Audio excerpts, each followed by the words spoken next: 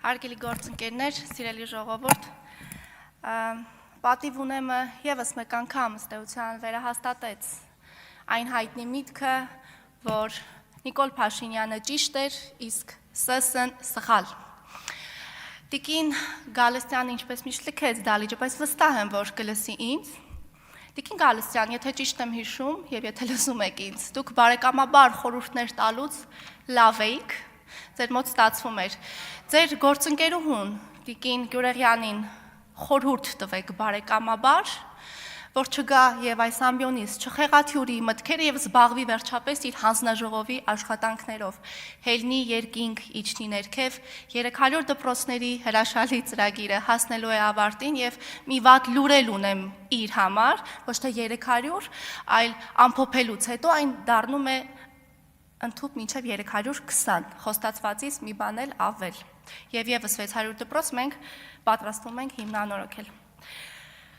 Հարգելի գործընկերներ, սիրելի ժողովուրդ, այս օրերին շատ քննարկվեց մի պարզ, բայց իրականում չափազանց կարևոր քայլ վարչապետի հրապարակային ներողությունը քաղաքացուց։ Մի բան, որը մեր քաղաքական դաշտում մեղմ ասած սովորական երևույթ չէ, որպես քաղաքական մշակույթի ատրիբուտ։ Այս բառը, որը քաղաքական բառապաշարում հաճախ օգտագործվում է, բայց ոչ միշտ նպատակային, իրական իմաստով, ուղիղ իմաստով։ Շատերի համար այն կամ ավելորդ է թվում, կամ պարզապես խուսափելի, ոմանց համար էլ կարծես գոյություն չունեցող, ասել է թե մաշվող բառերի խմբին պատկանող բառ։ Տարիների ընթացքում մենք տեսել ենք տարբեր հայտարարություններ, կոշտ ելույթներ,